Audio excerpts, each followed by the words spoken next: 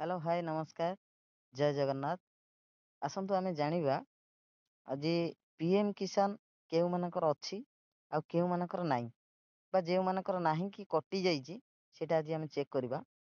ଆମେ ପ୍ରଥମେ chrome browser open କରିକି ପିଏମ୍ କିଷାନ ସର୍ଚ୍ଚ କରିବା। ପିଏମ୍ କିଷାନ ସର୍ଚ୍ଚ କଲା ପରେ ତଳକୁ ସ୍କ୍ରୋଲ୍ କରିକି ଯିବା। ତ ଏଠି ଦେଖନ୍ତୁ ଫାର୍ମର୍ସ କର୍ଣ୍ଣର, ସେଇଟା ଆମେ ଦେଖିବା। ସେଇଟା ସଭା ତଳକୁ ଯିବା।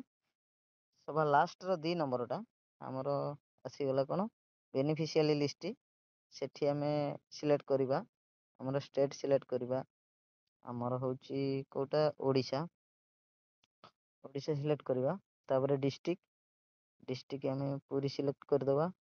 ତାପରେ ସବ୍ ଡିଷ୍ଟ୍ରିକ୍ଟ ଆମର ଅସ୍ତରଙ୍ଗ ସିଲେକ୍ଟ କରିବା। ବ୍ଲକ ବି ଅସ୍ତରଙ୍ଗ। ତାପରେ ନିଜର ଗ୍ରାମ ନାଁ, ତ ମୁଁ ମୋ ଗାଁ ନାଁ ସର୍ଚ୍ଚ କରିଦେଉଛି। ତ ଗେଟ୍ ରିପୋର୍ଟ ତ ଆସିଗଲା। ତ ଯେଉଁମାନଙ୍କର ନାଁ ଅଛି, ଯେଉଁମାନଙ୍କର ପିଏମ୍ କିଷାନରେ ନାଁ ଅଛି ବା ପଇସା ପାଉଛନ୍ତି, ସେଇମାନଙ୍କର ଲିଷ୍ଟ ଏଠି ଅଛି। ଗୋଟେ ଗୋଟେ କରି ଆପଣ ଚେକ୍ କରି ନେଇଯିବେ। ଯଦି ଆପଣଙ୍କର ନାହିଁ ତ ଆପଣ ଆଉଥରେ ଅନଲାଇନରେ ଆପ୍ଲାଏ କରିପାରିବେ। ଯେଉଁମାନଙ୍କର କଟିଯାଇଛି ବି ଏଠି ନାଁ ଆସିବନି, ସେମାନେ ଯାଇକିରି ଅନଲାଇନରେ ଚେକ୍ କରିନେବେ। ତ ଧନ୍ୟବାଦ। ଏହିପରି ଭିଡ଼ିଓ ଦେଖିବା ପାଇଁ କି ଚ୍ୟାନେଲଟିକୁ ସବସ୍କ୍ରାଇବ୍ କର। ଜୟ ଜଗନ୍ନାଥ।